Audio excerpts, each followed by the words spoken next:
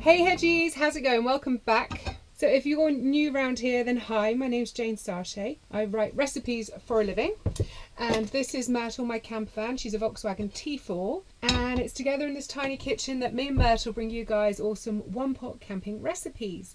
Now if that sounds something like you're into, then feel free to subscribe to the channel, and if you ding that little bell, you'll get notified each Wednesday when I upload the new video. So today's recipe, basically, this is what I wanted to eat for lunch, so I figured I'd had a great excuse to make it, really. So I popped into town this morning to my local fishmonger and I bought some hake. And this is my lovely fillet here. I'm just drying it off because you always want to fry fish when it's really nice and dry to get it extra crispy.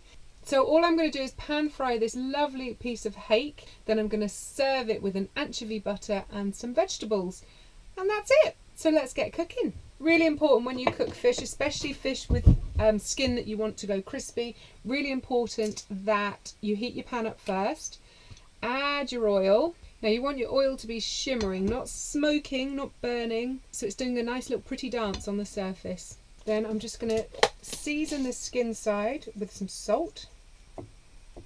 Always put your fish in away from you so any splashes of oil aren't directed to your face.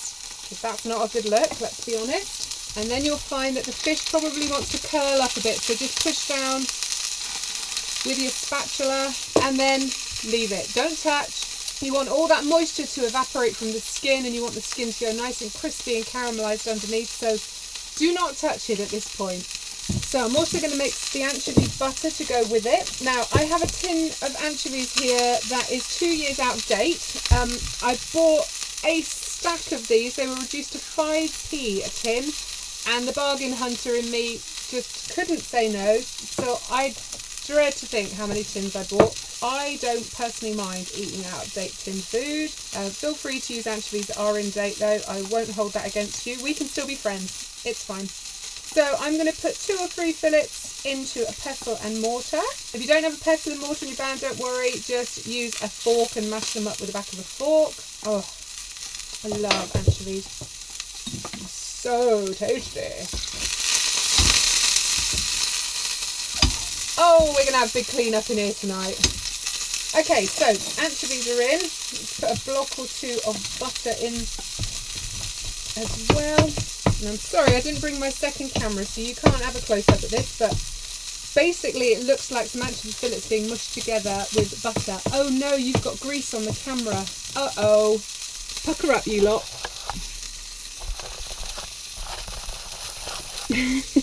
Not sure if I've made that better or worse. Sorry.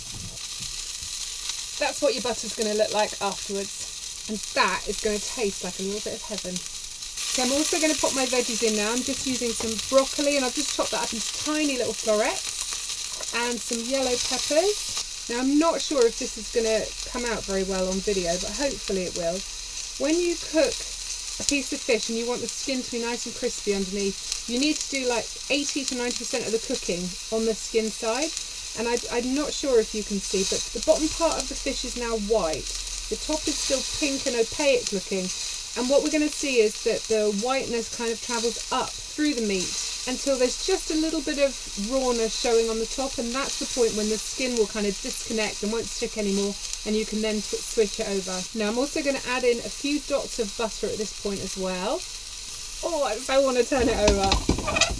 You can't rush a good thing. So if you've not had hake before, all you need to know is that it's a meaty white fish like cod, but it's a lot more sustainable than eating cod. Cod stocks are still really, really low.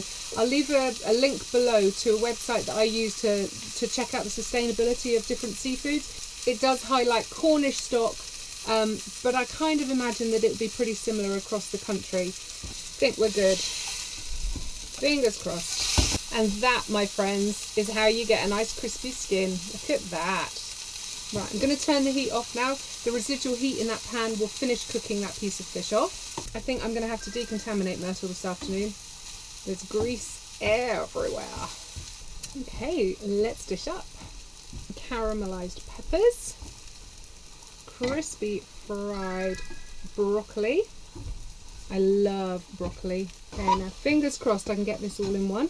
Yes! I left a bit behind. So before we serve, we just want a nice little blob of that anchovy butter. Pop that on top there. Okay, I'm just going to eat this for the rest of my life. So the hake is sweet and juicy. The skin is like crispy, chewy, caramelized goodness. And then the anchovy butter is salty and buttery, funnily enough. And I tell you what, those three elements go together like a little piece of heaven. That is restaurant worthy food. Any leftover anchovy butter, pop in a little tub or wrap up in some tin foil or greaseproof paper. Keep it in your fridge. That will last for a few days. Put it on jacket potato, on chips, on toast.